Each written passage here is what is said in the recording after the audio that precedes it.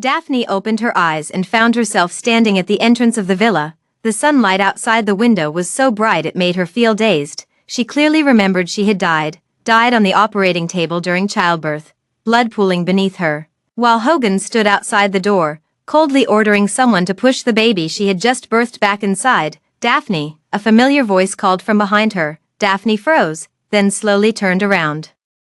Hogan was dressed in a perfectly tailored black suit, his features sharp and deep-set, still exuding that aloof, aristocratic air. Beside him stood a girl in a white sundress, timidly lowering her head, her fingers nervously twisting the hem of her dress. "This is Gloria, a girl the group is sponsoring. She just lost her parents and has no home," Hogan said calmly. "She'll be living with us from now on. Take good care of her." Gloria looked up, revealing a pair of teary eyes. "Hello, sister.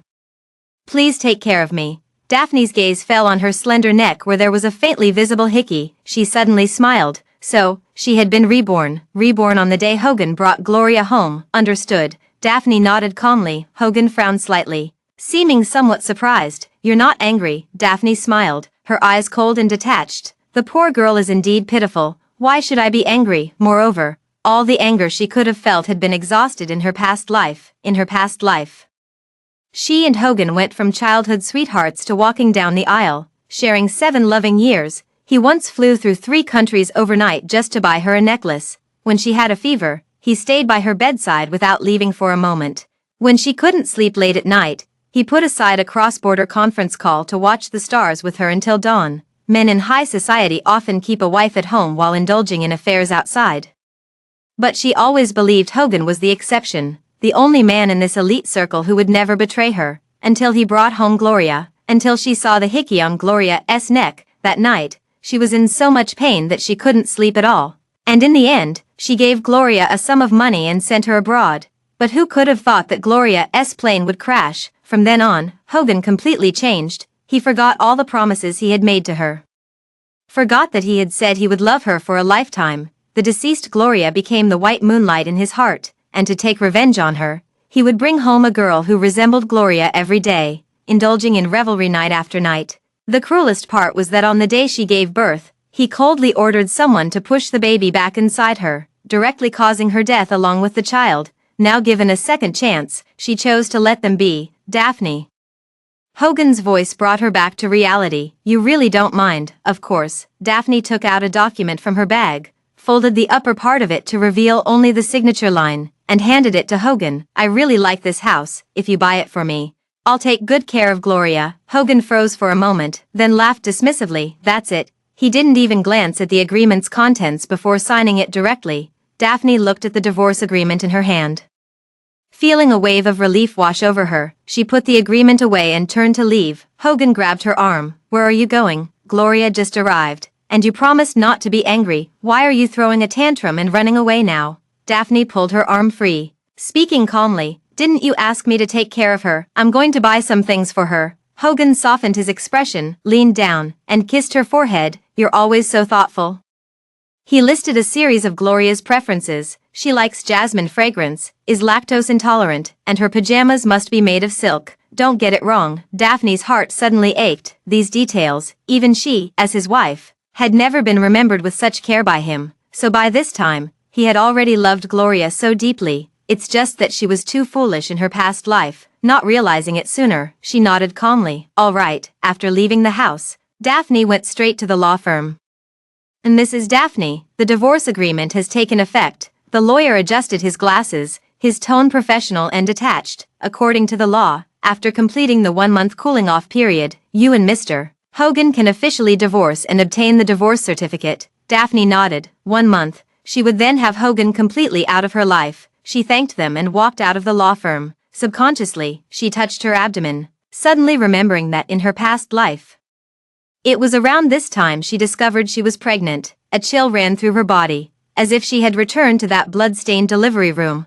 Hogan watched coldly as the doctor pushed the child back inside, her heart-wrenching cries failing to earn even a glance from him. "This child," she murmured softly, "should not repeat the same mistakes." She hailed a taxi and went straight to the hospital without hesitation. After the examination, the doctor handed her the ultrasound report. "Miss Daphne, you are indeed pregnant. The fetus is 8 weeks old and developing very well. Daphne stared at the blurry little on the sheet, her fingertips trembling slightly. I understand. I want to terminate the pregnancy. The doctor's eyes showed a hint of shock. Are you sure about this? I'm sure. Her voice was soft, yet resolute. He shouldn't have come into this world to suffer. On the operating table, the blinding white light made her vision blur. As the sound of cold surgical instruments rang out, her phone suddenly vibrated. Hogan's name flashed on the screen. Daphne turned her head away and slowly closed her eyes. The anesthetic flowed into her veins, and her consciousness gradually blurred. In a daze, she remembered Hogan kneeling by the bed, pressing his ear against her flat abdomen, laughing as he said he wanted to hear the baby's heartbeat, remembered him staying up late flipping through dictionaries, vowing to choose the perfect name for their child, remembered him holding her and promising to be a good father. He had failed to keep a single one of those promises, so she didn't want him anymore, nor the child. An hour later, the surgery was over. Daphne weakly opened her eyes and heard the doctor ask, "Ms. Daphne, what do you plan to do with this embryo?" Her pale lips curled into a cold smile. "Please help me freeze and preserve it for a month." A month later, this gift would be delivered to Hogan along with the divorce certificate.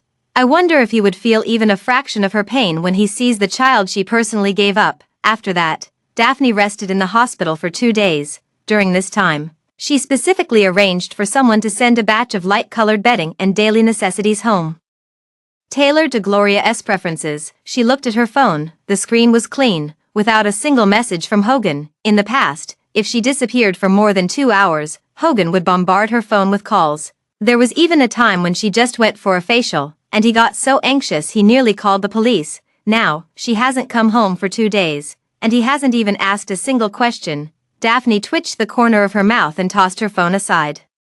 How quickly the new love laughs, while the old love weeps forgotten. But it didn't matter, she no longer cared. The day she was discharged from the hospital, the weather was splendid. Daphne froze mid-step as she pushed open the front door. On the living room sofa, Hogan was pinning Gloria beneath him, their lips locked in an inseparable kiss, silver strands of saliva glistening between their entangled mouths. Hearing the noise, Hogan jerked his head up. When he saw Daphne, his expression shifted slightly as he quickly rose from Gloria. Gloria flushed crimson, frantically smoothing her disheveled dress. "Don't misunderstand, sis. I just tripped and accidentally touched Mr. Hogan's lips." Hogan also frowned and explained, "Just an accident." Daphne watched their clumsy lies without a ripple of emotion in her heart.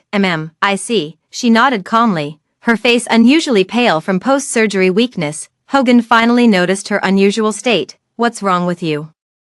Are you sick?" "It's that time of the month," Daphne said without changing her expression. Hogan gave an and didn't ask further. "As long as you're okay." Daphne felt a pang in her heart. In the past during her period, Hogan would get so worried he'd even cancel company meetings, staying up all night with her, massaging her stomach and making brown sugar water. What about now? His mind was completely focused on Gloria. "By the way," Hogan suddenly spoke up, "in a couple of days it's Gloria's birthday. She's never had a birthday party, and no one has celebrated it for her since her parents passed away." He looked at Daphne. "You handle the arrangements, everything according to her preferences." Daphne nodded.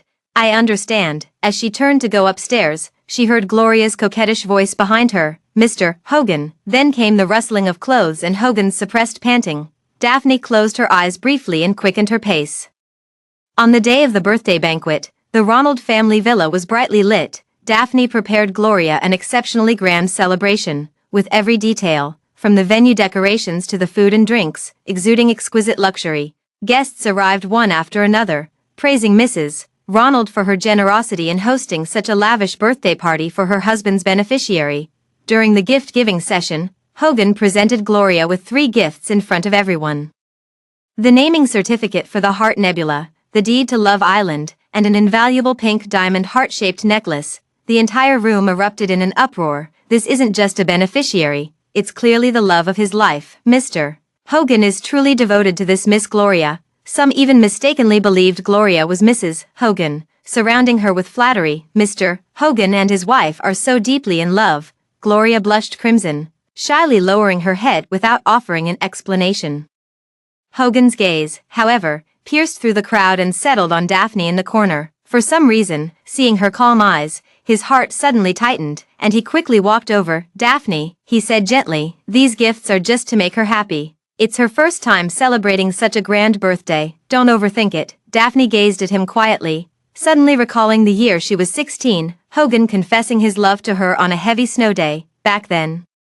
She said she would agree if he could find a 4-leaf clover. The boy searched through the snow all night, his hands freezing red, finally holding up a 4-leaf clover and calling her name, his eyes as if filled with the starlight of the whole world. Daphne, you're mine now, I know. Daphne snapped back to reality and calmly responded to his current explanation. At that very moment, Gloria walked over with a sweet smile, saying cheerfully, "Thank you, sister, for preparing such a grand banquet for me. I'm very pleased." She blinked her eyes. "I wonder what gift sister has prepared for me." Daphne pointed to the exquisite gift box at the very top of the pile. Gloria walked over joyfully and unwrapped the gift under everyone's gaze. The next second, a green snake suddenly darted out. Gloria turned pale with fright, flailing her hand in panic, but was still bitten. Staggering a few steps, she collapsed into Hogan's arms. Her eyes red as she weakly gazed at Daphne, murmuring, "Sister, I respected you so much. Why would you harm me?" Hogan's expression darkened instantly as he scooped up Gloria, glaring at Daphne. "Are you insane, Daphne? I thought you said you'd accepted her." "It wasn't me." Daphne stared in shock at the scene. "I clearly prepared a bracelet." "Enough," Hogan sharply interrupted, his eyes filled with disappointment. "You've always been jealous, unable to tolerate any woman by my side. It's no surprise you do something like this. I wondered why you've been so understanding these past few days. It was all an act." With that, he carried Gloria and strode away without another glance at her. Daphne stood in place, enduring the bewildered and scornful gazes of the guests, and wearily closed her eyes. How ironic, in her past life, she sent away Gloria out of jealousy, earning his unforgettable hatred. In this life, she chose to step aside, yet was still branded as the shamefully jealous one. She took a deep breath and picked up the microphone. "Sorry everyone, the banquet ends here." After seeing off all the guests, Daphne finally dragged her exhausted body out of the hotel. The night breeze was slightly cool. She had just raised her hand to hail a taxi when suddenly everything went dark. A burlap sack was abruptly pulled over her head, MMMPH. Before she could even cry for help, a powerful force knocked her to the ground. Fists and kicks rained down on her like a storm, and excruciating pain instantly engulfed her entire body. She curled up to protect her head, but was still kicked in the abdomen, the pain nearly suffocating her. A rod struck her back viciously. Daphne let out a muffled groan, the metallic taste of blood filling her mouth. "Keep hitting her," someone snarled. "Beat her until she can't get up." Another flurry of punches and kicks followed. Daphne's consciousness gradually faded, the pool of blood beneath her growing larger. Just as she was about to faint, she faintly heard the person make a phone call and whisper, "Mr. Hogan, the matter you mentioned has been taken care of." From the other end of the phone came Hogan's indifferent voice. Then followed Gloria's weak voice. "Isn't this too much? After all, she is your wife. She showed no mercy when she set the snake on you." Hogan's voice was icy and cruel. "This is what she deserves." Daphne trembled all over, her nails digging deep into the ground. So it was him. So the one who sent people to beat her was Hogan. He paused, his tone suddenly gentle. "Gloria, Daphne is very important to me. But in my heart, you are equally important. Since she bullied you this time, I will seek justice for you. If she dares to hurt you again in the future, I will punish her 1,000 times over. So, stay by my side obediently, and never mention leaving me again. I'll protect you well, and I won't let anyone hurt you." The call ended, and the world fell into dead silence. Daphne lay in a pool of blood and suddenly smiled. How ridiculous. The man she had loved for 10 years, for the sake of another woman, personally sent her to hell. Blood blurred her vision as consciousness gradually faded. Before completely succumbing to darkness, she seemed to see the 16-year-old Hogan again, standing in the snow and smiling at her. "Daphne, you're mine now." "Liar, they're all liars." When she woke up again, Daphne found herself lying on the bed in her bedroom. Every bone in her body felt as if it had been crushed and reassembled, with every inch of her skin burning in pain. The reflection in the mirror showed a pale face, blood crusted at the corners of her lips, and bruises covering her arms. And all of this was Hogan's personal gift. She spent 2 full days before she could barely get out of bed. On the 3rd day, she began packing her belongings. Aside from taking some essentials and documents, she left everything else in the house filled with memories. Midway through packing, the door suddenly swung open. Hogan brought Gloria back. "What are you packing?" Hogan frowned at the suitcase in her hand. Daphne kept her back to him, her voice calm, just clearing out some old clothes. Hogan clearly hadn't considered she might leave, so he didn't press further, simply stating coolly, "You were in the wrong before, even though Gloria didn't take it to heart, you shouldn't have treated her like that." He paused, then commanded, "Go make her a meal with your own hands now." As an apology, Daphne dug her fingernails into her palms. He had her beaten half to death, and now he wants her to cook for Gloria as an apology. Seeing her unmoved, Hogan frowned even deeper. "Didn't you promise me before that you'd take good care of her?" He took a few steps closer, his tone softening unusually. "All right, no one's blaming you this time, it's just making a meal, don't take it too seriously." Daphne slowly looked up, gazing at his familiar features, feeling a wave of exhaustion in her heart. She knew that if she didn't go, Hogan wouldn't let it go, so she turned and headed to the kitchen. While chopping vegetables, Daphne suddenly remembered the past. Hogan had pampered her so much that her hands never touched household chores. He wouldn't even let her pour a glass of water herself. Once, she secretly cooked to surprise him but accidentally cut her finger. At that time, his eyes reddened with heartache as he held and comforted her for a long while, even vowing never to let her touch a knife again. Now, looking back, it feels like a distant memory. The warmth in memory hasn't faded, yet reality has turned bitterly cold. If the Hogan from back then knew how he's treating her now, what would he think? 3 hours later, a table of dishes was finally prepared. Daphne carried the last bowl of soup toward the dining room. Just as she was about to set it down, Gloria suddenly accidentally stuck out her foot. With a loud bang, Daphne fell to the ground along with the soup. The scalding broth splashed down, instantly causing her arms and chest to redden and blister. The searing pain made her vision go dark. Yet Hogan's first reaction was to shield Gloria. "Gloria," he anxiously checked Gloria's hand. "Did it burn you?" Gloria said with teary eyes. "It stings a little, I'll take you to get some medicine." Hogan didn't even glance at Daphne, just put his arm around Gloria and walked out. Daphne knelt in the spilled soup, her scalded skin burning with pain, watching Hogan carefully carry Gloria upstairs. She suddenly remembered that year when she had a high fever. He stayed awake all night by her bedside, his heart aching at her slightest frown. So hearts can truly change this fast. She gritted her teeth, went to the bathroom to rinse with cold water, then dug out the ointment and struggled to apply it herself. Just as she was halfway through applying it, the door suddenly swung open. Hogan stood at the doorway, frowning at the sight of her covered in burns. "Why didn't you say anything when you're hurt this badly?" Daphne calmly tied her robe. "You were taking care of Gloria. I didn't want to disturb you." Hogan froze for a moment, then walked over to pick up the ointment. "Let me help you." "No need." She sidestepped to avoid him. "I can do it myself." Hogan looked at her with a complicated expression. "You've changed a lot recently." Daphne smiled faintly. "Have I?" "Yes, she has changed. Changed to the point where she no longer feels heartache for him, and no longer loves him either." Hogan stared at Daphne for a long time, as if trying to find some flaw in her calm expression. "Mr. Hogan." Gloria's voice suddenly came from outside the door, tinged with a hint of fragility. "My hand hurts so much." Daphne didn't even look up. "Go keep her company, I'll be fine here." Hogan hesitated for a moment before turning to leave. Daphne finished applying the medicine and lay on the bed, her entire body aching fiercely, yet not a single tear would fall. The phone suddenly vibrated with a message from Gloria. "Thank you, sis, for calling Mr. Hogan to take care of me. I'm so lucky to have met you all." Attached were a few photos. Hogan carefully applying medicine to Gloria, patiently peeling fruit to feed her, and even a picture of their fingers intertwined. Daphne glanced at it and immediately locked the screen. She knew Gloria was provoking her, but she no longer cared. In the following days, Hogan took care of Gloria almost without leaving her side. Daphne saw it but never asked about it. Hogan seemed quite pleased with her generosity. That morning, he placed a gilded invitation in front of her. "There's a charity auction tonight. I'll take you, and I'll buy you any jewelry you want." Daphne didn't want him to notice anything unusual, so she nodded faintly. "Okay." However, it wasn't until evening that she realized Gloria was also in the car.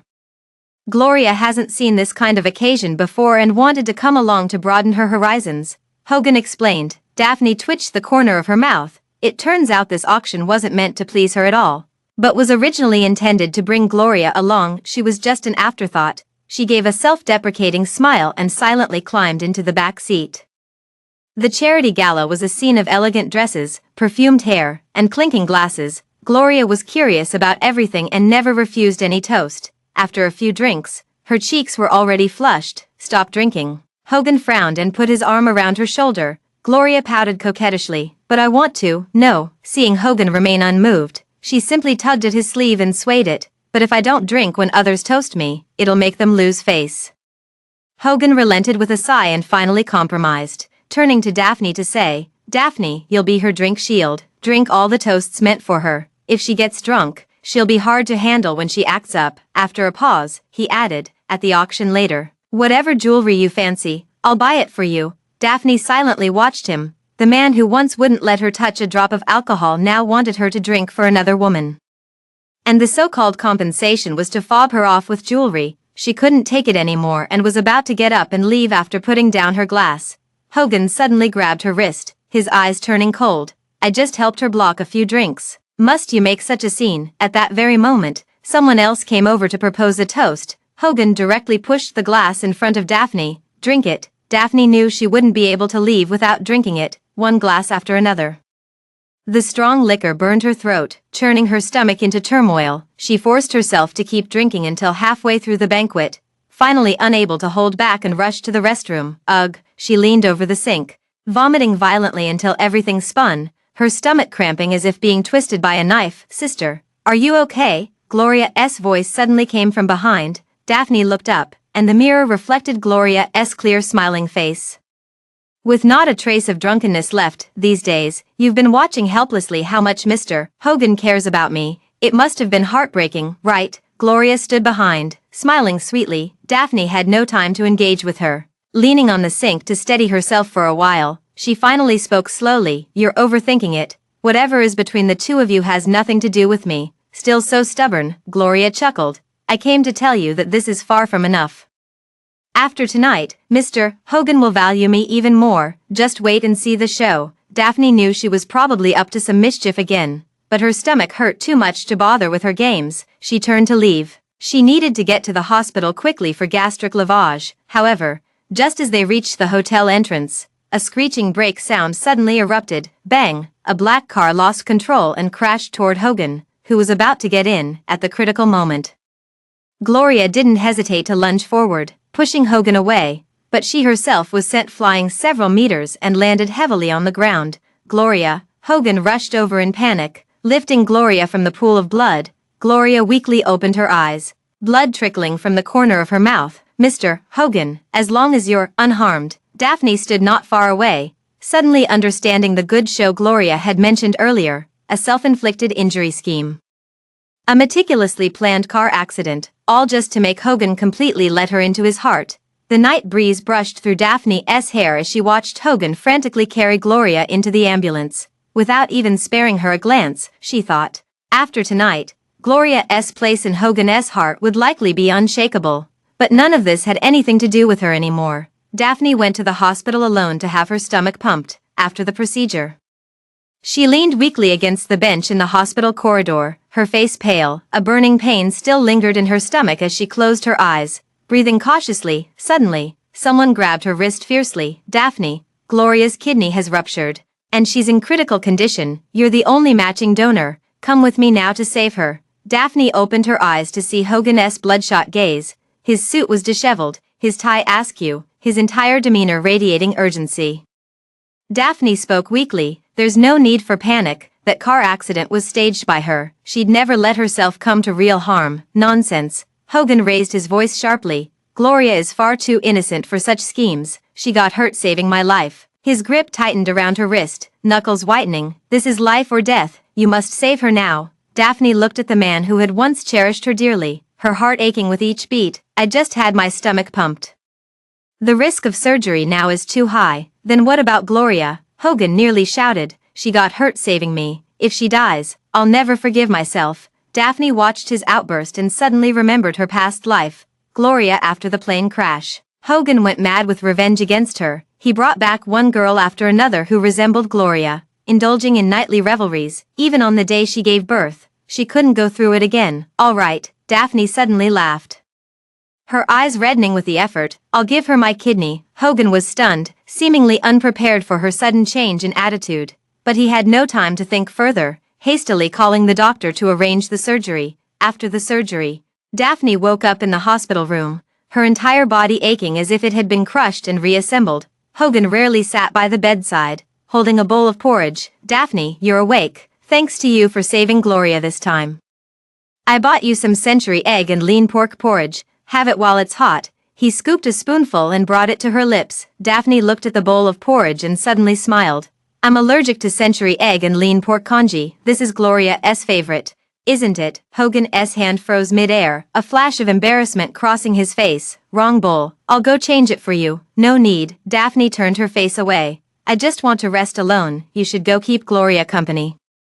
Hogan frowned. "Daphne, why do you keep pushing me toward Gloria lately? Wasn't it you who said Gloria has no parents and asked me to be more accommodating to her?" Daphne spoke softly. "I'm just fulfilling your request." Hogan was about to say something when a nurse suddenly pushed the door open. "Mr. Hogan, Miss Gloria has woken up and is crying non-stop." He immediately stood up. "I'll be right there." Before leaving, he turned back to Daphne and said, "I'll arrange for someone to take care of you." Daphne watched his retreating figure, a bitter smile tugging at the corners of her lips. After being discharged from the hospital, Daphne returned to the villa and continued packing her belongings. Just as she stepped out with a trash bag, she bumped into Gloria, who had just returned from the hospital. "Sis," Gloria beamed as she stopped her, handing over a pair of ceramic dolls. "Thank you for donating your kidney to me. These were handmade by me and Mr.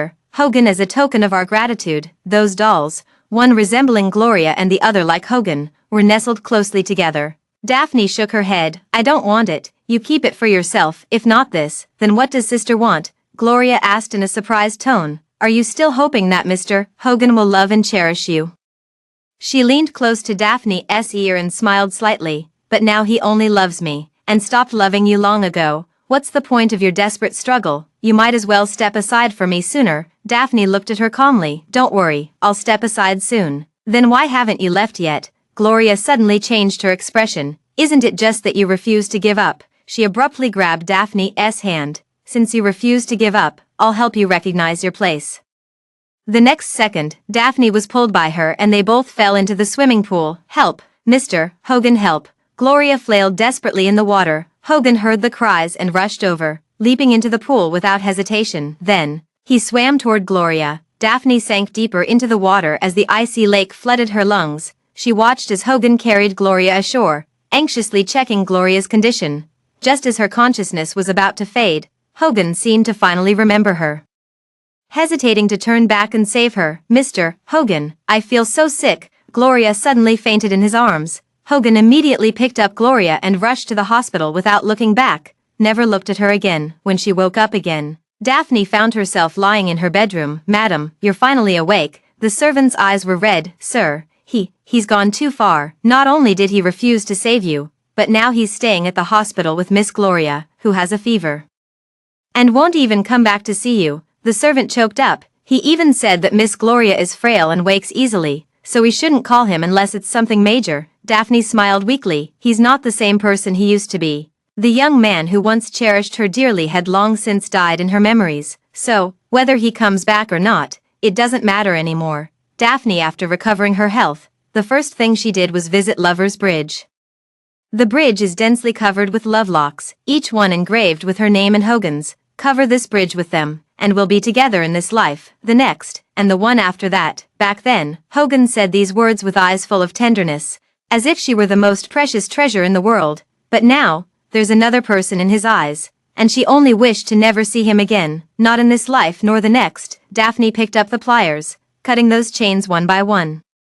Then she threw them all into the river. The sound of the locks sinking into the water was faint, yet it felt like they were crashing against her heart, blow by blow, shattering all those once-made vows to pieces. After returning to the villa, Daphne organized everything related to Hogan, every love letter he wrote by hand, the out-of-print vinyl records he collected for her from all over the city, the wedding dress sketches he stayed up late to design for her, the expensive jewelry he brought back for her from every business trip. These were once proof of his love for her, but now that the love is gone, these things shouldn't remain. She lit the fireplace and threw those memories into the fire, one by one. The firelight flickered across her face, waxing and waning, yet failed to illuminate the cold desolation in her eyes. Finally, she summoned the gardener, cut down all the cherry blossom trees in the courtyard, Those cherry blossom trees were Hogan planted with his own hands overnight when he learned of her fondness for them years ago. Now that she is about to start a new life, these memories should be completely erased. The worker hesitated. Madam, these trees were planted by Mr. Hogan himself for you back then. Cut them down, Daphne said calmly. Not a single one left. The gardener had no choice but to proceed. The sound of the chainsaw echoed as the cherry blossom trees fell one after another. Hogan and Gloria returned to this scene. The courtyard was in complete disarray, with broken branches of the cherry blossom tree scattered everywhere. What are you doing? Hogan turned pale and strode over to confront her. Daphne glanced at him indifferently. I heard Gloria loves roses the most. Cutting down these cherry blossoms is necessary to plant roses for her, isn't it? Only when she completely disappears from their world can they live happily ever after. Hogan stared at Daphne for a long time before finally nodding faintly. I see, you've indeed become much more sensible lately. I'm quite satisfied. Daphne lowered her lashes, concealing the mockery in her eyes. Sensible, it's just that the heart has died. Gloria immediately flashed a sweet smile, intimately linking arms with Hogan. Mr. Hogan, I want to transform this place into a rose garden, build a European-style fountain over there, and plant it full of red roses. How does that sound? Hogan affectionately pinched the tip of her nose. Yes, yes, yes, whatever you say. He turned to instruct the butler. Arrange for the best gardener to design it according to Gloria's wishes. Daphne stood quietly aside, watching their intimate display. The same Hogan who once planted cherry blossom trees for her was now personally designing a new garden for another woman. Gloria excitedly pulled Hogan around the yard, pointing and gesturing. This area will be filled with red roses. Build a gazebo over there, and I want a swing by the fountain. Hogan listened with a constant smile, nodding occasionally. Whatever you say. After speaking, he even personally called the designer, insisting that the renovation must be completed in the shortest time possible. Daphne watched all of this with an unexpectedly calm heart. This home, once meticulously arranged by her, was now having her traces erased bit by bit. Yet she felt not the slightest bit of sorrow, because soon none of this will have anything to do with her. The last day of the divorce cooling-off period happened to be Valentine's Day. Gloria insisted on dragging Hogan out early in the morning. Gloria's girlfriends all have boyfriends to spend Valentine's Day with. Except for her, Hogan explained. She's being childish and insisted I pretend to be her boyfriend for a day. Don't take it seriously. Gloria blinked her eyes, looking innocent. Sis, just let me have Mr. Hogan for one day. Daphne smiled. All right. She glanced at Hogan and whispered softly, not just today. I'm giving him to you from now on. Hogan frowned. Talking nonsense again. It's just pretend. We've spent so many Valentine's days together. One day won't make a difference. I'll come back to you tonight. Daphne hadn't even opened her mouth when Gloria impatiently grabbed Hogan and pulled him outside. The movie's about to start. We're running late. Watching their figures disappear through the doorway, Daphne turned around, picked up the already packed suitcase, and left the home without looking back. She hailed a taxi and headed straight to the Civil Affairs Bureau. The staff handed her the divorce certificate. Ms. Daphne, the procedures are completed. Daphne took it and whispered her thanks. Shortly after, she went to the hospital. The embryos you stored are ready, the doctor said, handing her a sealed medical container. Would you like us to mail them for you? Daphne nodded. Please send them to this address. She packed the divorce certificate together with the embryo and mailed it to Hogan. This Valentine's Day gift is something he'll probably remember for the rest of his life. Right, she curled her lips, deleted all of Hogan's contact information with one click, and hailed a taxi straight to the airport. Meanwhile, in the movie theater, under the dim light, Gloria nestled in Hogan's arms. The flickering screen light reflected on her smiling lips as she tilted her head up, her red lips parting slightly. Mr. Hogan, thank you for spending the holiday with me. Hogan looked down at her, the corner of his lips curling slightly. Happy, very. Gloria giggled coyly, suddenly leaning close to his ear. But besides that, I want you to do one more thing with me. Her soft lips brushed lightly against his earlobe. Hogan darkened his gaze, immediately understanding her intention, and cupped her chin to kiss her, just as the two were locked in a passionate, inseparable kiss. Hogan's phone suddenly rang. He rejected the call 10 times in a row, but the caller persisted relentlessly. Frowning, he finally pressed the answer button impatiently. As soon as the call connected, an unfamiliar man's voice came through. Mr. Hogan, Ms. Daphne has sent you a package that requires your personal signature for delivery. What could it be that needed to be sent to him by courier? So mysterious. Hogan slightly frowned and only asked the household staff to receive it for him. The movie plot was still playing on the screen, the romantic campus love story growing sweeter by the minute, yet for some reason, he found it hard to keep watching. A vague unease settled in his heart.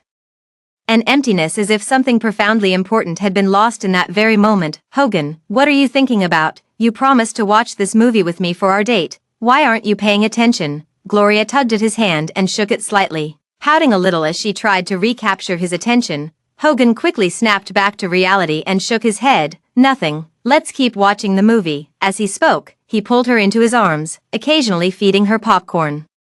Utterly doting, Gloria munched on the sweet popcorn and finally smiled contentedly. Seizing the moment when the lights dimmed, she grabbed a piece of popcorn with her lips and kissed the man behind her, snapping a selfie with her phone raised. Hogan ate the popcorn without a second thought about her actions, simply pressing the back of her head to deepen the kiss. After a long while, the kiss ended. Gloria sent the few photos she had taken during the moment to Daphne. Though the photos were somewhat dark and unclear, their impact was more than enough. However, the moment she sent the photos, her smile froze. The glaring red exclamation mark reminded her that Daphne had deleted and blocked her contact. Yet she wasn't angry at all. In fact, her mood improved even more as she dragged Hogan around, wishing they could spend the entire day outside, on Valentine's Day, even though it was still quite cold and rather late. The streets were filled with couples holding hands everywhere. Hogan, however, remained somewhat distracted, the unease in his heart growing more pronounced. His responses to Gloria were sporadic and half-hearted. As the clock was about to strike 12, Gloria still showed no intention of going back, even wanting to drag him to the riverside to set off fireworks. Hogan ruffled her hair, felt her icy hands, and tucked them into his pocket to warm them, coaxing her softly. "It's getting late. We should head back. If we stay out any longer, you'll freeze. There will be plenty of time and chances to see fireworks later. No need to rush it now." "All right." Gloria pouted in disappointment, then as if remembering something, her eyes lit up for a moment before she buried her face in his clothes, mumbling muffledly, "Then don't go accompany Daphne tonight. Stay with me for the night, okay? I want to spend this Valentine's Day completely with you."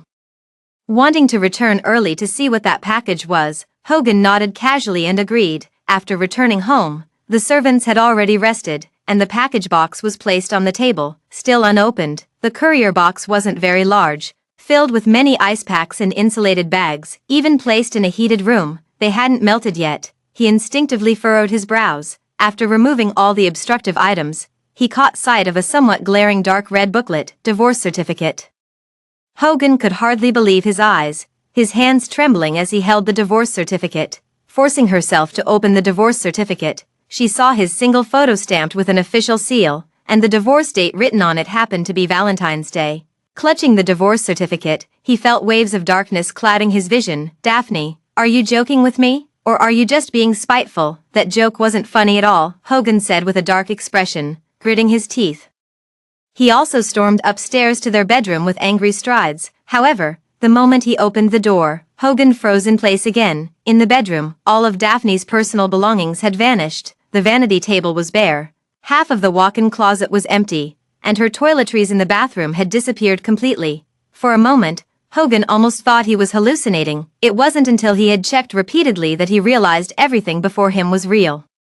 Daphne has truly divorced and left. In an instant, all the memories from this period flashed through his mind, and from the countless recollections related to Gloria, he managed to piece together some fragmented fragments associated with Daphne. But after recalling it over and over again countless times, he still couldn't remember when exactly he had signed the divorce agreement with her. He never agreed to the divorce. How could she have succeeded in divorcing him? Hogan had deep, turbulent eyes, his mind seething with restless irritation. Just then, Gloria downstairs let out a startled cry. "Ah, what the hell is this? So scary, woo-woo." Hogan frowned and followed the sound downstairs, just in time to see the unidentified object being thrown right in front of him. A small, dark red mass of flesh had already taken on the rudimentary shape of a human, preserved within a transparent container. Just the sight of it was somewhat shocking. He slowly picked up the embryo, and the moment he saw it clearly, his heart trembled violently. An absurd thought surfaced in his mind.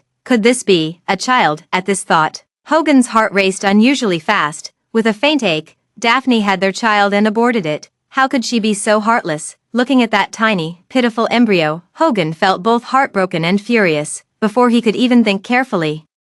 Anger surged in his heart, and he immediately called Daphne. The call had just gone through, and without even noticing whether it connected, he angrily demanded, "Daphne, even if you're jealous and acting out, there's no need to take it out on the child and talk about divorce. The child is innocent, and we've been married for so many years. I love you, don't you know that? How long are you going to keep this up?" However, all he heard from the other end was the cold, mechanical voice of a woman. "Sorry, the number you have dialed is currently switched off. Please try again later." The cold voice felt like a bucket of ice water poured over Hogan's heart, instantly extinguishing all his fury. His face darkened further, a suffocating anger trapped inside with no outlet, leaving him no choice but to repeatedly dial her number. Yet after countless attempts, the result remained the same each time. Gloria, as her emotions gradually stabilized, suddenly understood everything. Daphne had truly divorced and left to make way for her. The corners of her lips couldn't help but curl upward, and her voice carried a hint of joy. "Hogan, Daphne must have blocked and deleted you, right? If she's gone this far, it's probably not just out of anger or jealousy. Maybe she's been planning to divorce for a while now. This isn't just a tantrum. Didn't you say you like me the most now? It's just that because of Daphne, you couldn't marry me. But now it's fine, we can be together openly." Hearing her words, Hogan instinctively tightened his grip on his phone. She was absolutely right. Before seeing the divorce certificate and the embryo of their child, that was exactly what he had thought. He wanted to be with Gloria openly and honestly, to stay with her forever. However, when he saw the divorce certificate and the embryo, his thoughts changed. When it came to a future with only Gloria, he didn't seem as happy as he'd expected. After knowing Daphne for so many years and being married to her for so long, she had long become a habit, deeply ingrained in his bones. Just the thought of a future without her by his side felt like a piece of his heart had been brutally torn away. Hogan remained silent for a long time, his eyes lowered. "Gloria, we'll talk about marrying you later. There's no rush for now. You're important to me, but she's equally important. I can't live without her." The same words as before reached Gloria's ears, and the smile on her face instantly froze. She doesn't understand. Hasn't her effort these days been enough? Why can't she completely occupy the place in his heart? Wouldn't it be better to love only her? Why can't he let go of Daphne? Daphne, what's so great about her anyway? Isn't it just because she came into his life earlier? If she had been the one who grew up with him, he would only love her deeply now. Gloria felt extremely unbalanced. Yet she forced herself to appear understanding, with tears in her eyes, saying pitifully, "It's okay. I don't mind, everything is up to you. As long as I can stay by your side, that's enough for me." Seeing her so well behaved and sensible, Hogan's expression softened considerably as he gently ruffled her hair. "Good girl, it's getting late, you should rest first. I won't be keeping you company tonight. I have important matters to attend to. I need to find Daphne and get some answers to investigate her whereabouts." With that, he didn't wait for Gloria's reaction. Hastily leaving with the embryo box and divorce papers in hand, Gloria glared resentfully at the master bedroom, as if directing her anger toward Daphne. "Everyone's gone. Why can't they just leave cleanly? Why must they linger and be an eyesore?" Yet, no matter how angry she got, no one would come to comfort her. After leaving home, Hogan used connections overnight to purchase a burial plot and arranged for someone to bury this embryo. The tiny body was buried in the ground, never to see the light of day. Hogan felt extremely conflicted. He couldn't understand how Daphne had been so heartless as to abort their child back then. Having a piece of flesh torn from her body, she must have been in so much pain, right? Calculating the timing, it must have been right after he had just brought Gloria home. It was just bringing a young girl home. It wasn't like he had mistreated her. Was it really necessary to go that far? Hogan couldn't understand. He just helped cover layer after layer of soil, placing a few cute toys beside the small standing tombstone. In his heart, he silently hoped, may this child be reborn into a happy and loving family in the next life, growing up cherished and well/span. After burying the embryo, the sky had already brightened. There was still not a single message from Daphne on the phone. This was the first time she had completely severed all ties with him like this. They had grown up together and spent so many years side by side. So of course there had been countless arguments and moments of anger. There had been times when she deleted his contact information. But back then, she always left him a way out, keeping at least one means of contact on delete, giving him the chance to make amends. But now, Daphne was truly resolute. determined to leave him behind for good. Hogan was utterly panicked. He didn't dare delay any longer, nor could he gamble on the possibility that she might calm down with time. Without hesitation, he immediately called his assistant. "Gary, my special assistant, no matter what it takes, find out Daphne's exact whereabouts as soon as possible, quickly. After this, you can name your bonus, and I'll give you whatever you ask." "Yes, sir, Gary." The special assistant immediately arranged for someone to investigate Daphne's whereabouts after receiving the order. Hogan didn't put all his eggs in one basket. He also hurriedly contacted the police and nearby neighbors to review all surveillance footage from the past month, tracking every place Daphne had been. He never believed that she would want to divorce and leave him for no reason. If it was just because he brought Gloria home, she should have made a scene that very day. Why would she only have him sign the divorce papers and then go for an abortion? This is completely unlike her usual behavior. Lately, there have been far too many things about her that just don't add up. Why is it that since Gloria came to this household, she always appears so magnanimous and indifferent, with a hint of melancholy and sorrow often lingering in her eyes? Hogan found it increasingly strange the more he thought about it. After what felt like an eternity, Gary, the assistant, called to report. "Mr. Hogan, after Madam rushed to the airport with her luggage yesterday and boarded a flight to Country A, she completely vanished. It's likely she assumed a new identity. Her family has considerable influence abroad, making it difficult for us to investigate." As he spoke, Gary the assistant's voice grew increasingly faint. Hogan breathed slightly heavier, suppressing an inexplicable rage in his heart. "Investigate again. I'm not satisfied with this result. No matter what it takes, you must help me find out Daphne's whereabouts." With a sharp click, he hung up the phone. But the fury in his heart only intensified, a thick wave of irritation lingering in his mind. After extracting the relevant information from the surveillance materials provided by various parties, it was forwarded to Hogan.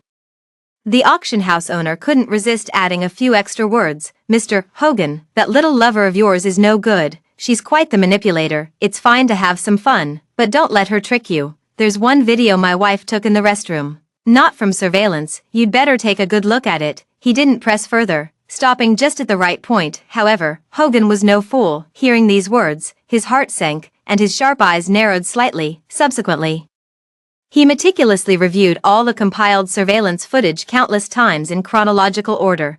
The chilling aura around him grew increasingly intense. Passers-by who glanced at him trembled with fear and quickly steered clear of his car. The complete surveillance videos clearly displayed everything Daphne had done over the past month. In the hospital, Daphne indifferently got rid of the child and even had people prepare things to deal with him and Gloria during her recovery days. Seeing her fragile and pale face, Hogan felt his heart wrench. At Gloria's birthday party, Daphne gave her a normal gift, a necklace. However, a waiter opened the gift box and replaced it with a venomous snake. In the video provided by the auction house owner, Gloria in the bathroom was completely sober, not actually drunk at all. Even the day she saved him from the car accident was a staged act she hired someone to perform. The purpose was to make him care about and value her even more.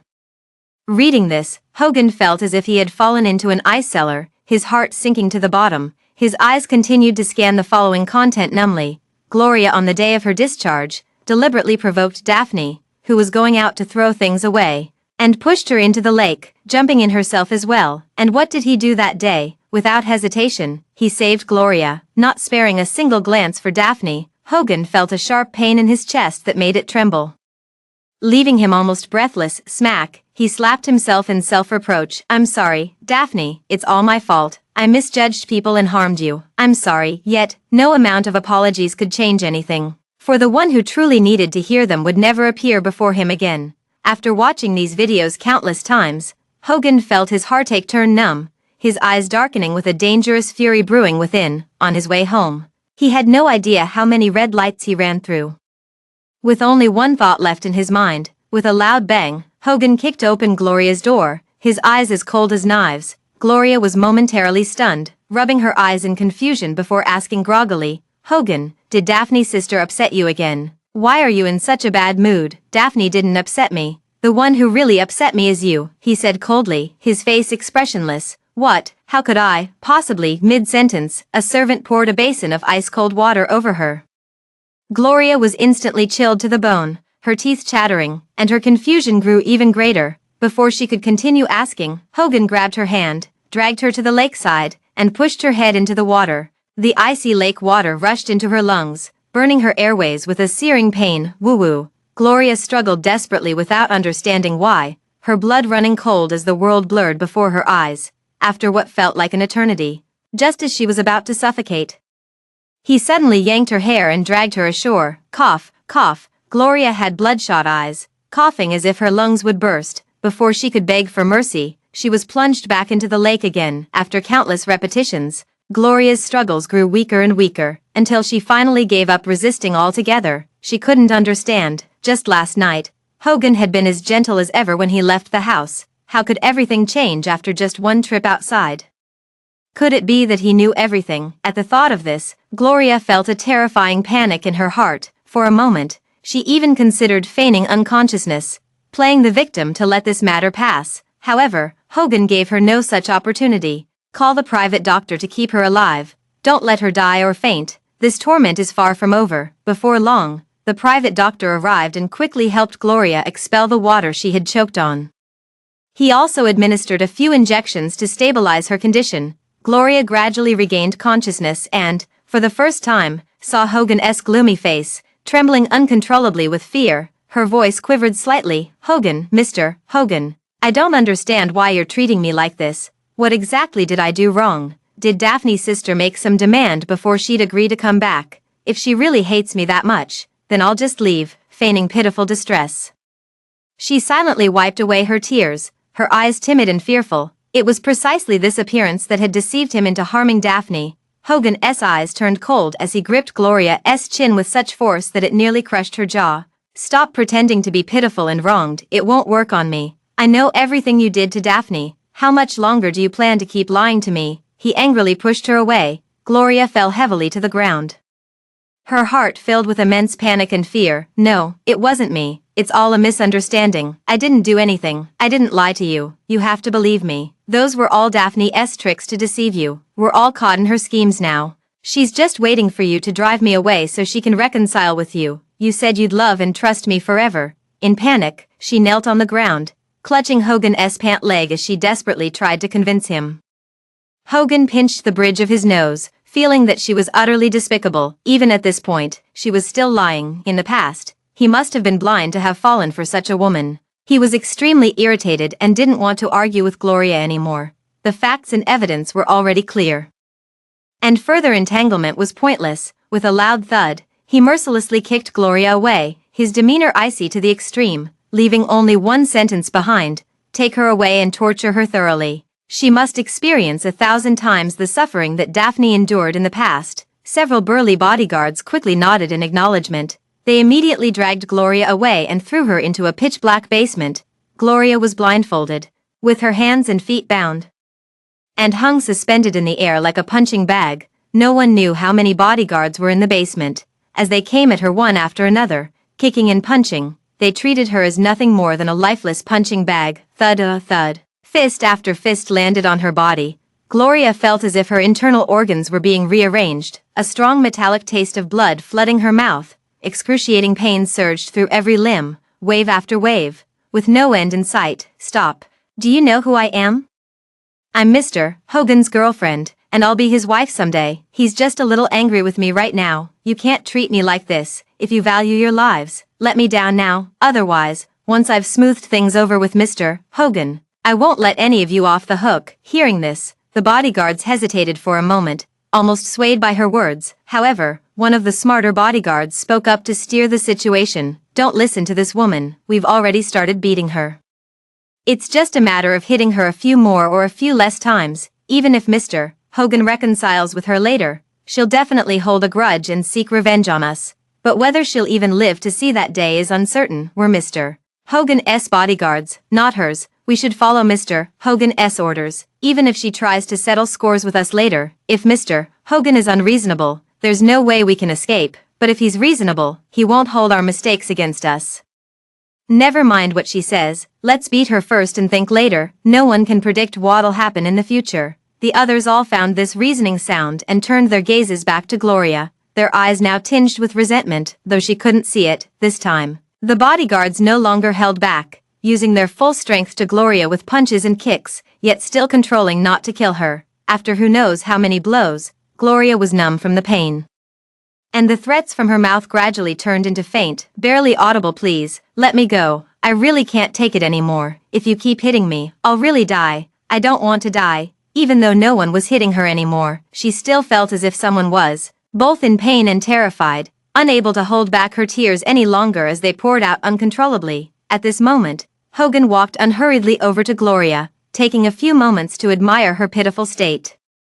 Which made him feel slightly better. Does it hurt? Hearing his indifferent tone, Gloria felt a glimmer of hope and nodded desperately. Yes, it really hurts. I know I was wrong. Will you forgive me? I didn't mean to do it on purpose. I was just jealous and wanted you to like me a little more. I really know I was wrong. Give me a chance to make it up to you, and I'll prove it to you. Seeing her still unwilling to give up, Hogan let out a cold sneer. I gave you a chance.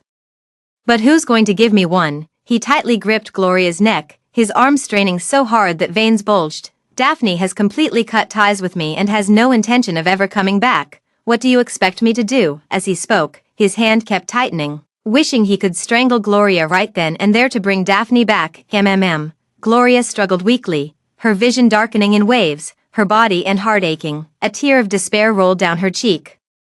She never imagined that despite all her efforts, she still meant nothing to Hogan in the end. All those promises he once made, that he would love her no matter what, turned out to be lies. Gloria mocked inwardly, feeling nothing but her own absurdity. As her consciousness blurred, she felt only sorrow for herself. Just as she thought she was about to die, Hogan suddenly released her and cut the rope that bound her. Since you've admitted your mistake, take a few days to recover and prepare for the punishment and torment to come. His voice was as cold as ice, devoid of any trace of pity. With that, he turned to leave without hesitation, leaving only Gloria to endure endless torment. Gloria let out a few self-mocking laughs, tears streaming down her face uncontrollably. Hogan, since I'll continue to suffer whether I admit my mistakes or not, I might as well tell the truth. I was never wrong in the first place.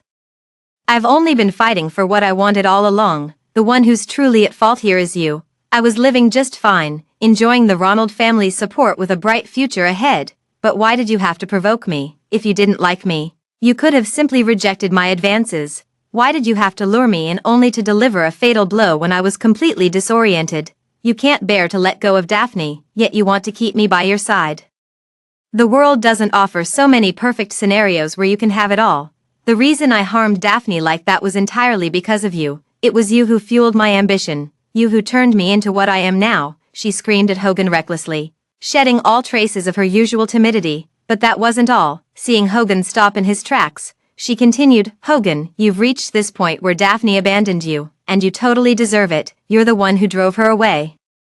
You're the one who made her completely lose hope in you. Everything is because of you. Even if it weren't me, you might have found someone else, might have driven Daphne away because of someone else. She's already divorced you. What does it matter if you regret it now and beg for her forgiveness? She doesn't need you. She won't come back. With that, she burst into hysterical laughter. Hogan's expression grew increasingly grim, his fists clenched tightly at his sides. As if he could barely restrain himself from grabbing Gloria and beating her up the next moment, but he couldn't, because Gloria's body couldn't take it anymore. Any more beatings could be fatal. The torment he had planned for her wasn't over yet. She couldn't die now, and certainly not by his hand. Hogan took several deep breaths to forcibly suppress the anger in his heart, turning to look at the woman lying on the ground like a pile of mud. His eyes darkened as he almost growled the words from the depths of his throat. Don't think for a second that saying this will make me spare you. The punishment you deserve won't be lessened one bit, and as for the punishment I deserve, it should be decided by Daphne herself. With that, he left without hesitation. However, Hogan's inner turmoil was far from the calm he displayed outwardly. Just now, Gloria's words echoed in his mind like an unshakable incantation. For a moment, he felt dazed, leaning against the wall with his eyes slightly closed in deep thought. These past days, he had wronged Daphne far too much. Once they were childhood sweethearts, sharing everything and promising to stay together for a lifetime, with only each other forever. Yet, it was he who broke the promise first. Before, he had simply thought that maintaining a dull marriage with a predictable future was too boring. But Gloria was like a variable in his life, completely different from Daphne. She was vibrant and lively, delicate like a small flower easily crushed. Needing his care and protection, she deliberately approached him, and he knew it all along, even indulging her intentionally, actively pursuing her to make her his own. Every day, her mind would be filled with countless novel ideas, taking him to experience things he had never encountered before. Gradually, Hogan also developed feelings for her, but Daphne was also different to him. He couldn't completely sever ties with anyone, so he chose to maintain this delicate relationship. But he truly neglected the feelings of both of them, which led to this mistake. It was all his fault. Hogan was filled with self-reproach. Now he has come to realize that he no longer loves Gloria. He only wants Daphne back. However, Daphne seems to have vanished into thin air, with no trace of her whatsoever. Daphne's parents had long passed away, and the Kane family abroad, Daphne's uncle's family, would shelter her, but they might not necessarily live together. The people he sent abroad have also checked. Mr. Kane's family has not been seen with Daphne around them. The trail has gone cold, and there's no way to continue. Finding a single person worldwide is undoubtedly like searching for a needle in a haystack.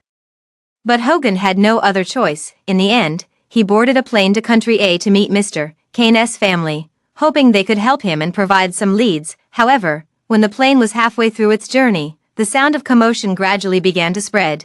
Ladies and gentlemen, this flight is just experiencing some turbulence. There will be some bumps, but there is no life-threatening danger. Please rest assured. The flight attendants hurried back and forth to reassure the passengers, their faces unavoidably showing traces of anxiety. Hogan looked grimly out the window at the gloomy sky, his heart inexplicably pounding unusually fast, as if something unpredictable was about to happen. At some point, he inexplicably felt his head growing heavier. Though not sleepy, his eyes uncontrollably closed. Bang! The plane suddenly jolted violently. Hogan's head hit the seat in front, and he completely blacked out. His body temperature kept rising, leaving him feverish and dazed.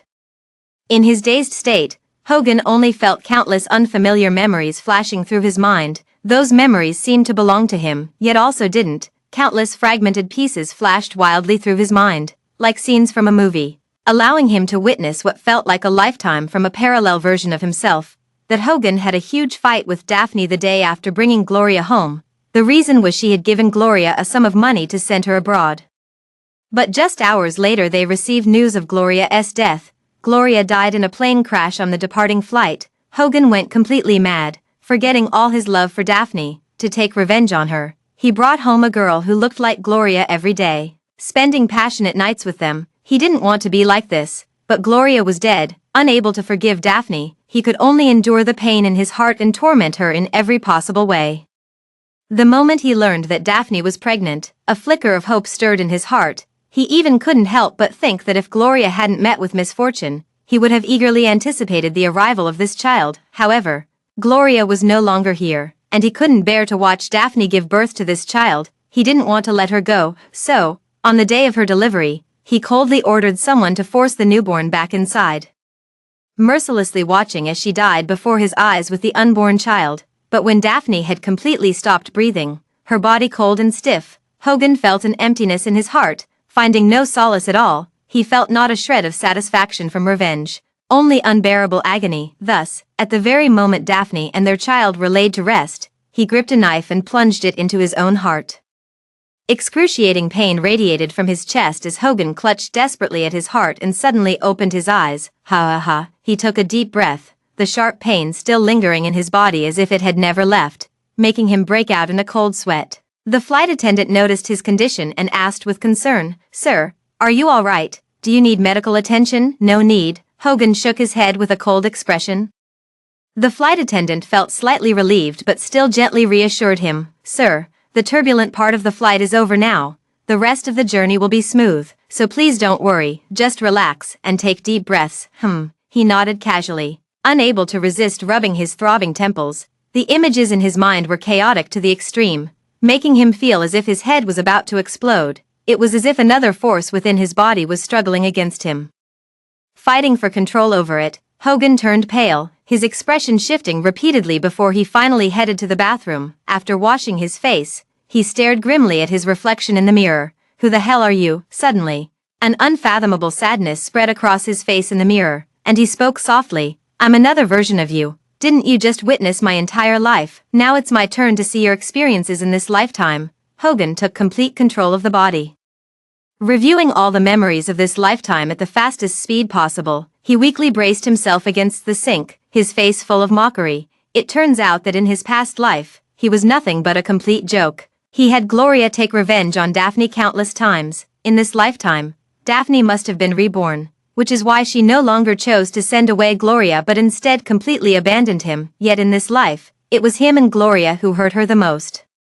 Gloria was never as kind as he imagined. Hogan knew this very well, but he never expected that she would go so far as to frame Daphne like that. If in the previous life Daphne hadn't sent Gloria away, perhaps Gloria would have still framed Daphne, causing her to die with her unborn child. Just thinking about this, Hogan felt so heartbroken he could barely breathe. For 2 whole lifetimes, he owed Daphne far too much. How could he ever make her change her mind? Hogan could hardly think of a way. He felt utterly hopeless and silently relinquished control of his body. Regaining control of his body, Hogan wished he could tear the other self within him apart, piece by piece. He had made mistakes in this life, but they were far less severe than those in his previous one. He didn't even dare to imagine how much pain Daphne must have endured in his previous life. No wonder she was so distant with me. No wonder she was so generous toward Gloria. Generous to the point of not caring at all about my favoritism toward Gloria. Generous enough to believe those clumsy lies and excuses of mine. Hogan gave a self-mocking smile. His heart filled with bitterness, endless regret and pain nearly drowned him completely. If from the very beginning, he had directly rejected Gloria's advances, would everything have been different? But unfortunately, there are no ifs. With a sharp smack, Hogan slapped himself hard, as if punishing himself or venting his frustration at another version of himself within. Double the pain lingered in their hearts, refusing to fade. However, the flight attendant knocked on the restroom door and kindly reminded, "Sir, the plane will be landing soon. Please exit the restroom as soon as possible. Thank you for your cooperation." Hogan opened the door with a cold expression and returned to his seat. He didn't notice the flight attendant's astonished look at him. The plane gradually descended, and they arrived in Country A. Hogan hurried by car to Kane's house. Outside Kane's villa, Hogan pressed the doorbell several times before someone finally came to answer. "Mr. Kane." His face darkened the moment he recognized him, immediately trying to shut the door. "Wait, Uncle, I have something to say to you." He desperately blocked the closing door with his hand, not caring even as it turned bruised and purple. "Mr. Kane." Released the doorknob and snorted coldly. "I have nothing to say to you. Get lost. You're not welcome in my house." Hogan furrowed his brows, helpless, and forced his way in. "Uncle, I know I've done many wrong things. I'm sorry, Daphne. So I came here specifically to ask you Daphne's whereabouts, to apologize to her in person. She can hit me, scold me, punish me however she wants, as long as she doesn't disappear like this." Mr. Kane glared at him coldly, throwing punch after punch at him. "Hogan, before my elder brother and sister-in-law passed away, you sweet-talked and promised to treat Daphne well and love her for a lifetime.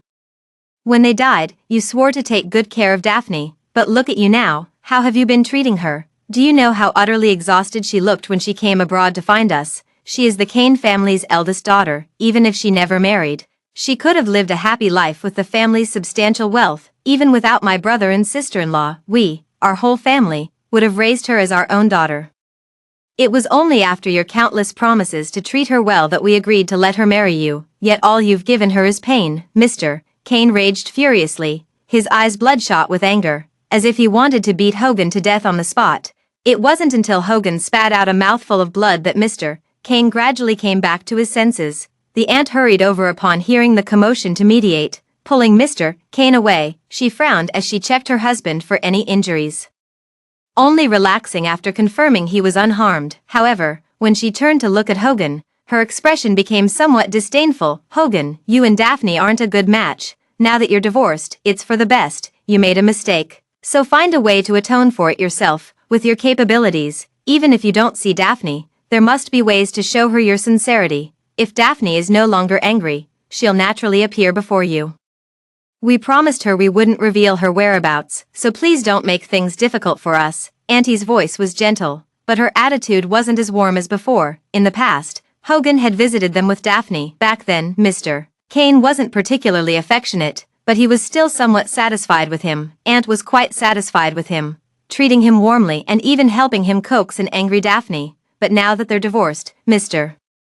Kane and Ant's attitude towards him has completely changed. Hogan wasn't surprised and accepted this reality, but he had no intention of giving up. Uncle, Ant, I will find a way to atone to Daphne, but I also hope you can help me. I truly can't live without her. Hogan casually wiped the blood from the corner of his mouth and bowed in plea. Mr. Kane remained cold and indifferent. Mr. Kane impatiently shooed him away. Get out, don't expect us to help you. After how you've mistreated Daphne. Even if Daphne forgives you, we never will. The Kane family has never had anyone who cheated. All are utterly devoted to marriage, except you. Indeed, even someone you've watched grow up and know inside out can't be completely trusted. Hogan was shoved out of the villa, yet there was nothing he could do about it. Every possible method and connection has been tried. But there's no way to locate Daphne abroad. He truly had no other options left and had to resort to this last resort.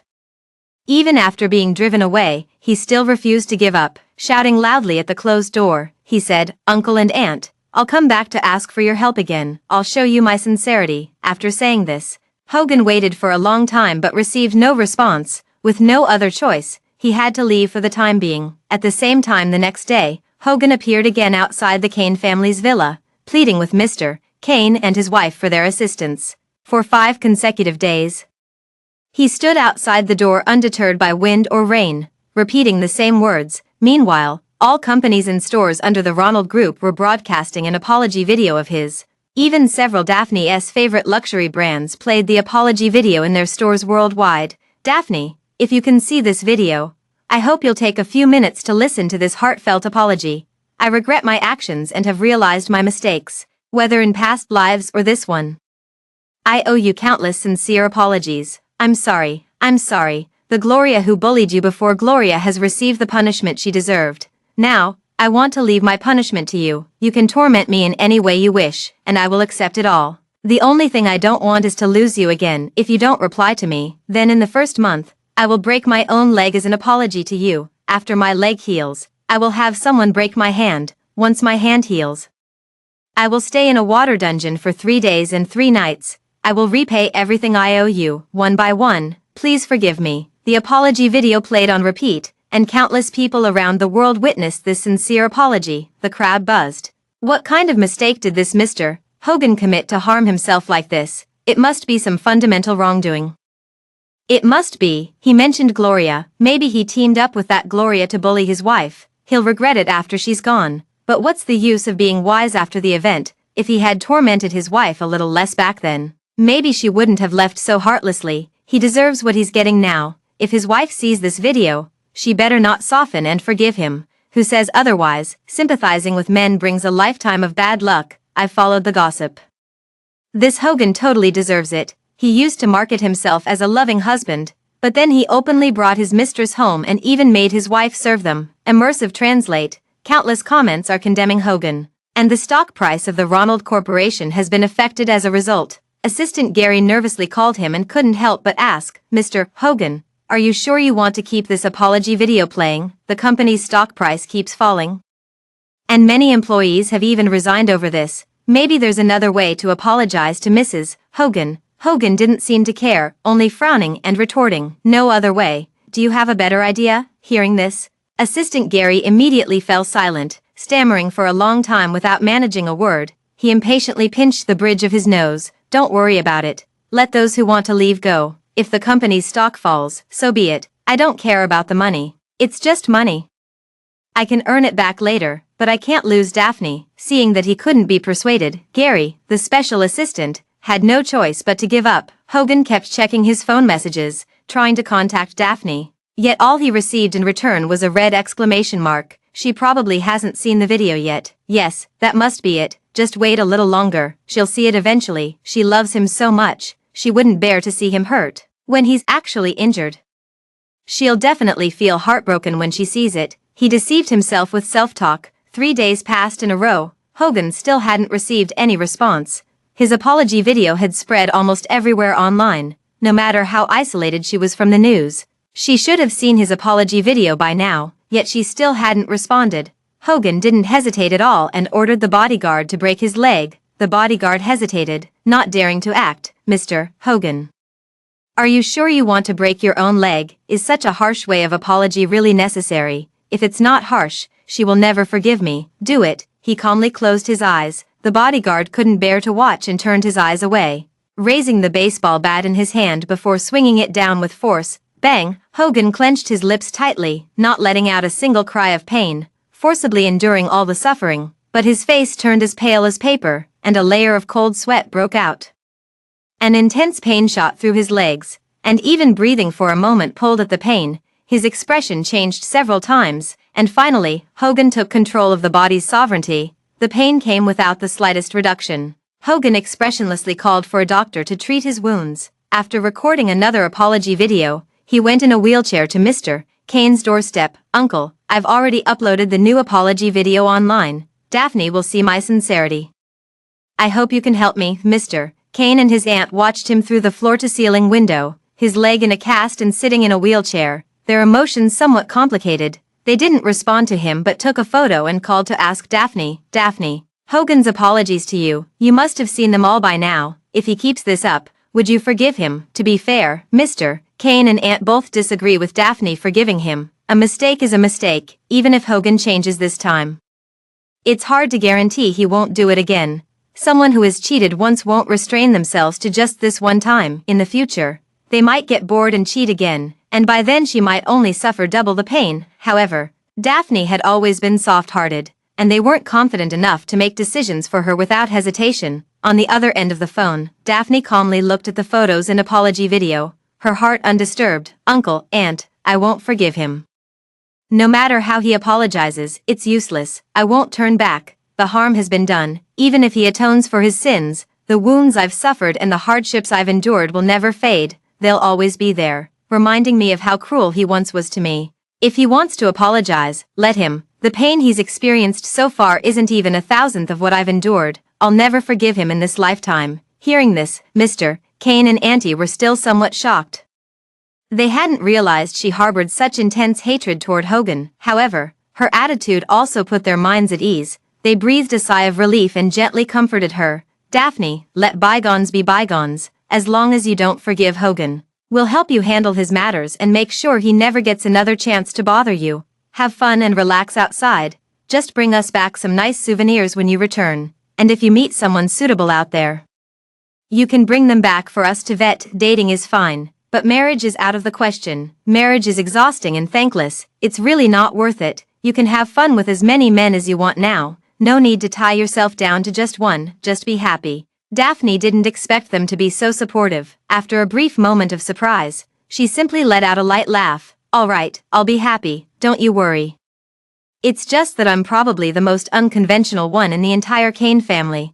Other kids definitely shouldn't follow my example." Mr. Kane and Auntie also smiled. "You don't need to worry about them. They'll naturally have their own paths to walk in life. As long as they're happy, why bother with so much?" After exchanging a few more casual words, Daphne ended the call and continued her journey around the world.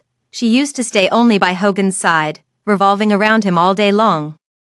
Even forgetting her own past interests and preferences, she has never been one to follow the rules. If it weren't for Hogan keeping her by his side, she would have long been flying all over the world. She loves photography and videography, enjoys measuring the land with her footsteps, and witnessing the natural landscapes and cultural customs of different countries and regions. So far, she has traveled through over a dozen small countries and 2 large ones. With many more places to visit in the future, she has no intention of staying in one place. She naturally saw the apology videos playing in countless luxury stores, but she couldn't care less about his self-indulgent emotions. Her time shouldn't be wasted on such useless things. Daphne drove past a vast grassland, stopping for a few days. Watching the herders dashing figures on horseback, she instinctively raised her camera and pressed the shutter. Just then, a cute little girl tugged at her skirt, looking at her with hopeful eyes. "Sister, my brother is sick and might not have much time left. Could you take some photos of him as keepsakes?" Daphne maintained a hint of vigilance in her heart. After briefly informing her uncle and aunt of her plans, she nodded. "All right, where is your brother?" The little girl took her hand and led her to a nearby house. On the bed lay a handsome young man with tightly closed eyes. His complexion and lips were unnaturally pale, yet his figure wasn't frail. Instead, he had well-defined muscles. Daphne was full of doubts and couldn't help asking the little girl, "Is your brother really seriously ill?" The little girl, Anna, nodded earnestly. At this time before, he would have played with me for a long time already, but these past 2 days. He's been lying in bed, barely eating, just sleeping. I've seen it on TV. He's about to go, needs to take a memorial photo. The man on the bed frowned, awakened by their commotion, his face instantly darkening. Anna, I just have a high fever. I'm not dying. Louis had a dark expression on his face as he struggled to get up, pinching Anna's cheek lightly. Oh, what a pity. The bad brother isn't dead yet. Sister, seems like we won't need you to take photos after all. Sorry about that, Anna said.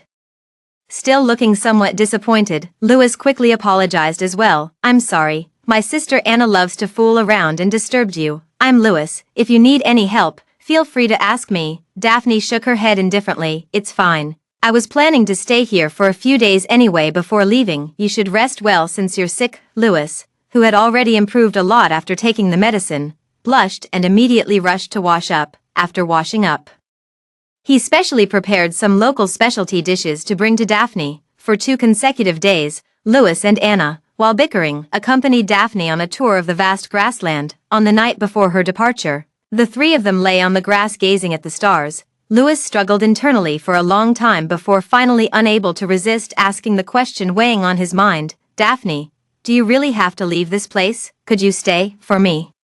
He gazed deeply at Daphne's delicate profile, his heartbeat pounding like thunder. Daphne's gaze gradually shifted from the starry sky to the man beside her, shaking her head with a faint smile. No, you can't. I don't plan to stay here. I'll go to many more places and meet many more people in the future. You're just a passerby in my life. Louis lowered his eyes slightly, hiding his disappointment and loneliness, forcing a faint smile. It's okay. I already knew that would be your answer.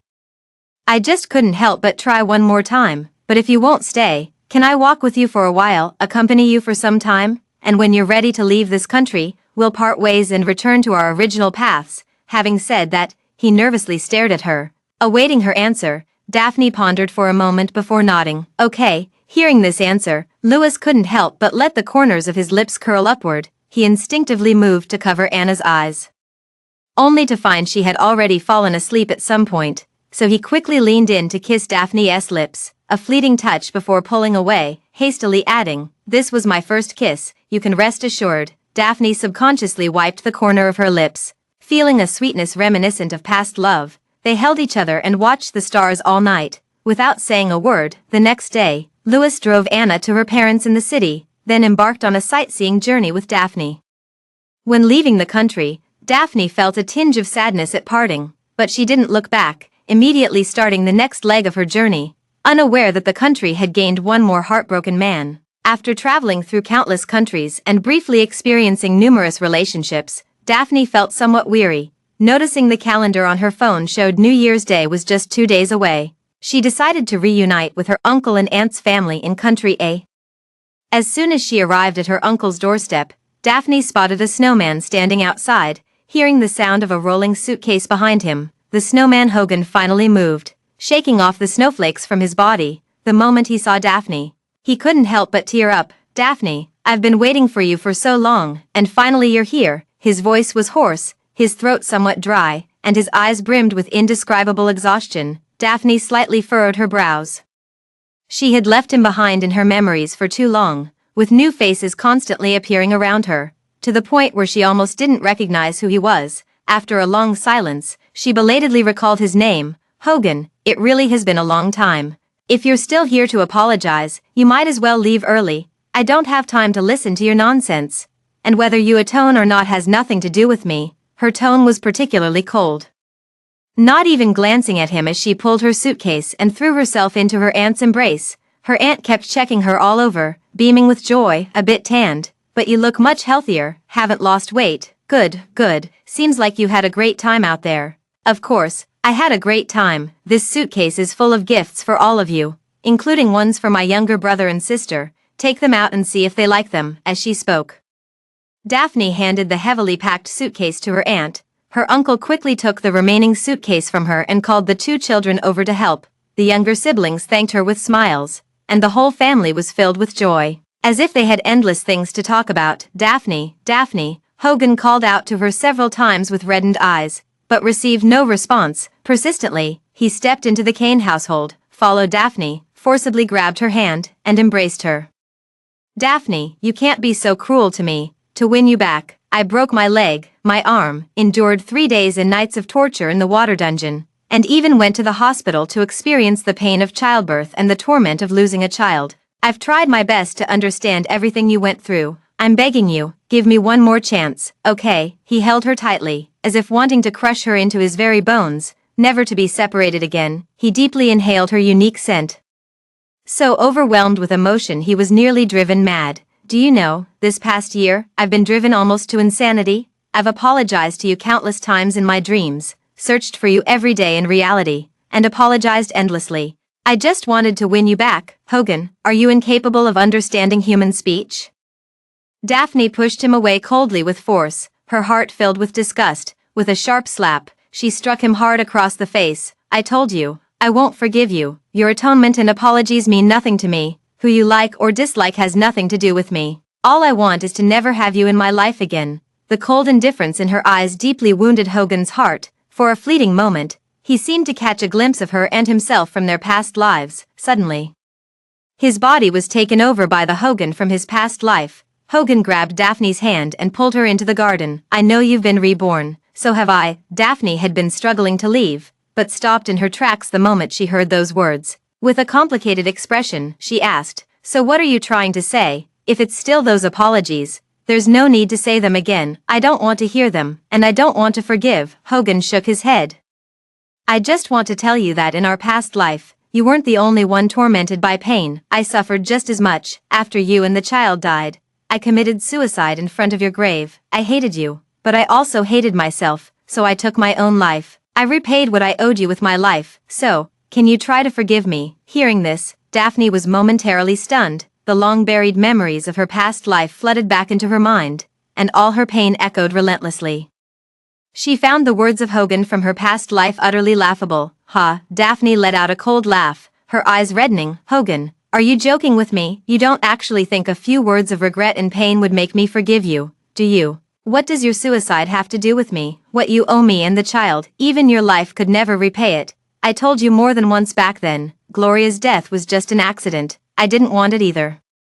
And I begged for your forgiveness countless times. How did you treat me then? How can you dismiss my pain with just a few casual words now?" "Hogan, we ended long ago." Daphne forcibly held back her tears while struggling to push Hogan away. Seeing her like this, Mr. Kane, Aunt, and the younger siblings all came to help her. "Hogan, we gave you a chance. Do you remember the bet you made with us? Now you've lost. Daphne hasn't forgiven you. Never show your face around us again. Get out, Mr.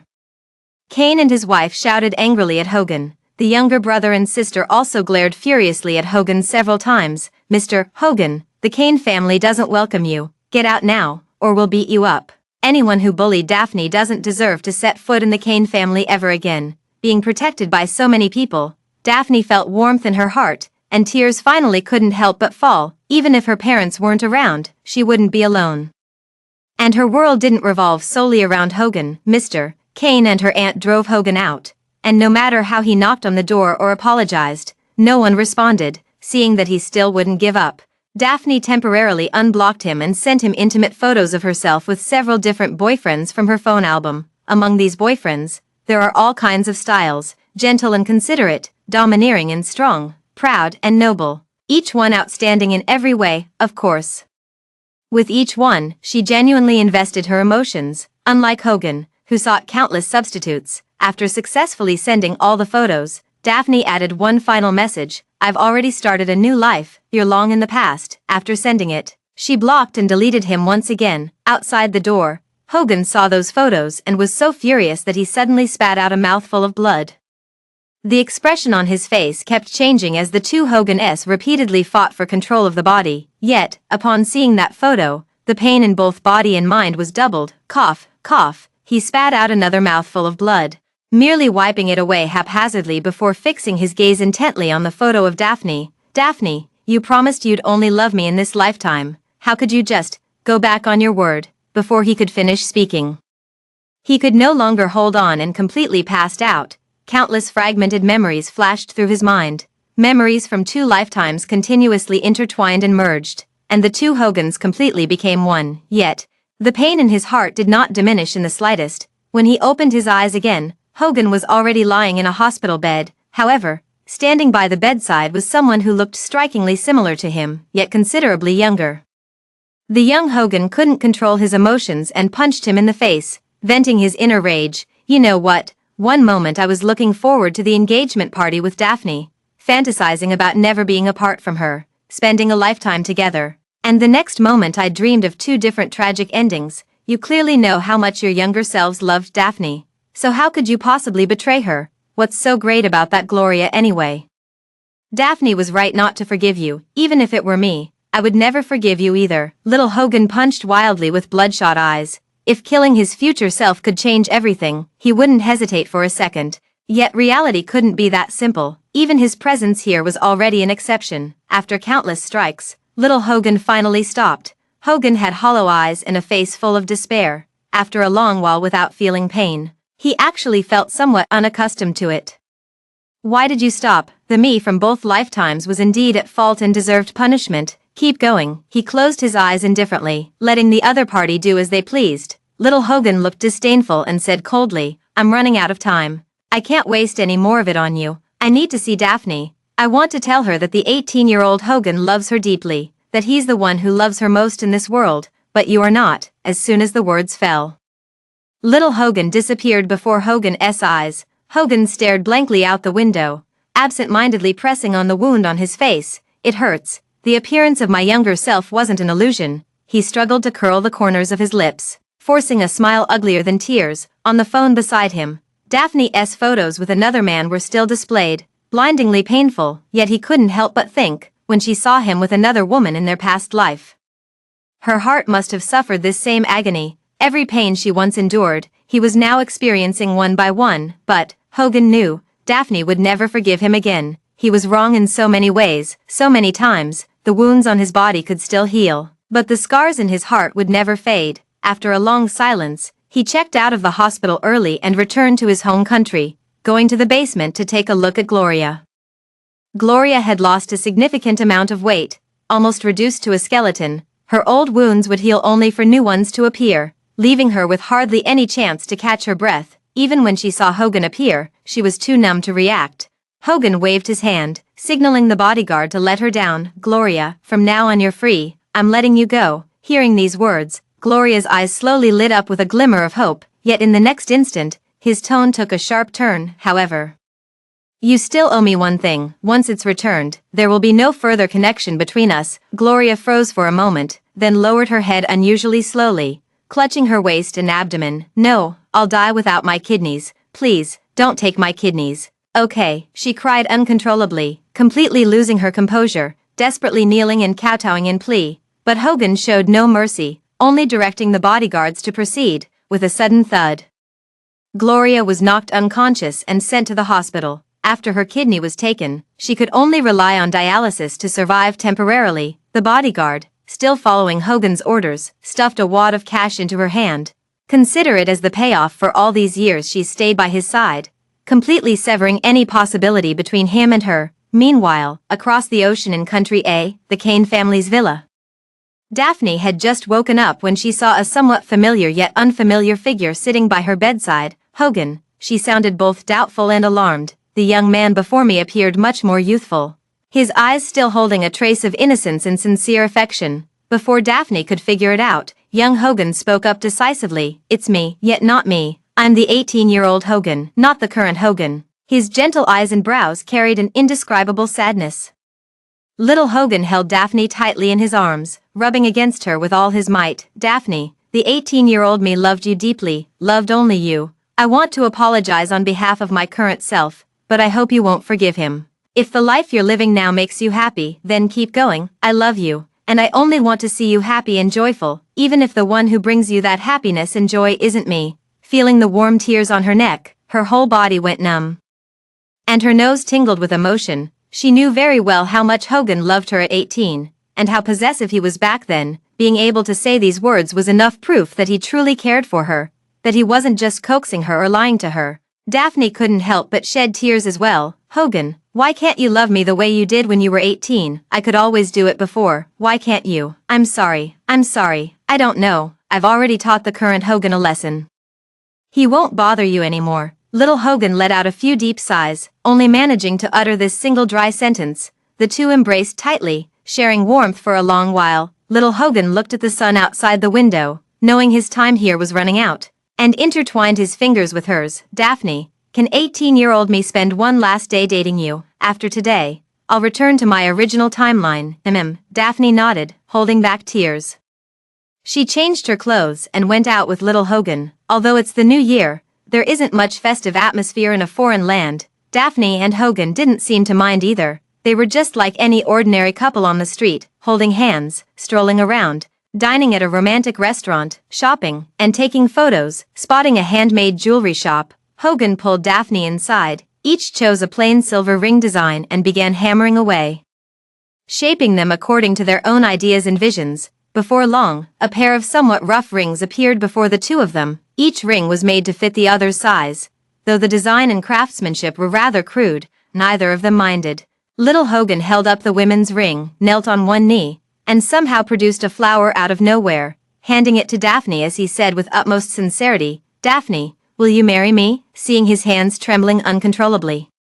Daphne nodded with a smile. Okay. She let him put the ring on her finger and then placed his own ring on his hand. Other customers in the handmade shop, witnessing this scene, began cheering. Kiss, kiss. Little Hogan instantly blushed to the tips of his ears, his eyes darting nervously, yet his body instinctively leaned closer to Daphne. Finally, it was she who took the initiative. Grabbing his collar and biting his lips, he instinctively deepened the kiss.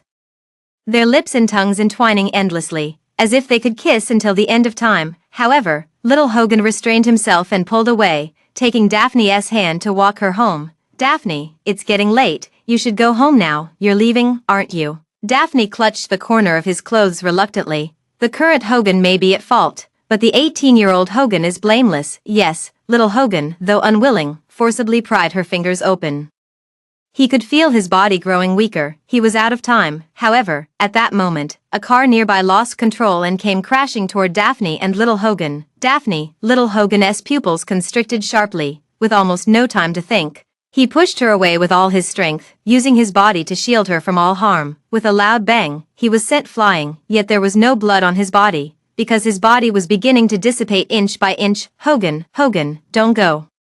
Daphne cried with reddened eyes, choking back sobs as she desperately tried to hold on to anything she could grasp. Little Hogan managed a faint smile and gently stroked her face. "Daphne, don't cry. I will always love you in the past, willing to give everything for you, including my life. For the rest of your life, may you find happiness and joy, even alone." As the words faded, his entire body dissipated into nothingness. The spot where he had stood was now empty, as if he had never existed at all. The still shaken driver quickly got out of the car, his legs weak as he staggered over. "Ma'am, are you okay? My car malfunctioned. I didn't hit you, did I?" Daphne gradually stopped crying and shook her head. "No, but did you see a young man standing next to me just now, about this tall?" She gestured with her hands to indicate Hogan's height. The driver shook his head in confusion. "No, weren't you alone the whole time?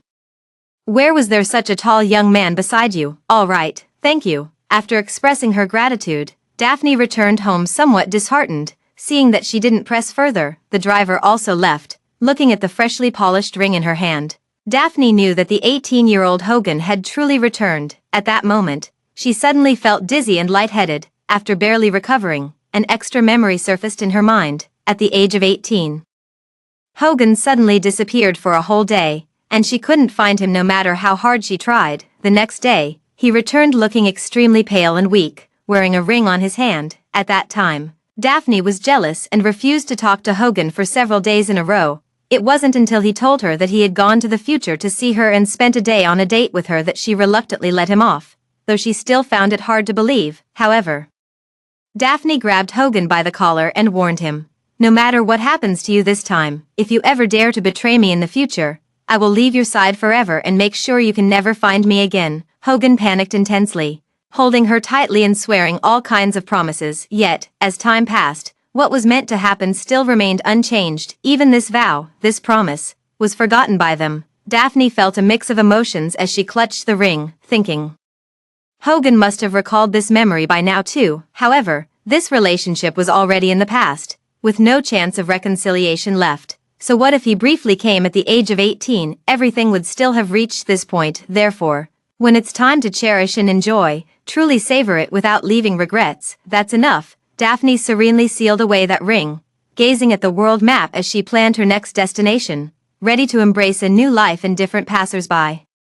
Content to simply enjoy the present happiness, just a man, she wasn't lacking for those. Plenty had loved her sincerely, and she had loved plenty in return. Perhaps one day in the future, she might pause for someone, or perhaps not. Who could say for certain? Hogan rubbed the old, worn ring, now barely recognizable, and wept uncontrollably. I'm sorry, Daphne, it's all my fault. Every chance you gave me, I never cherished, for the rest of my life.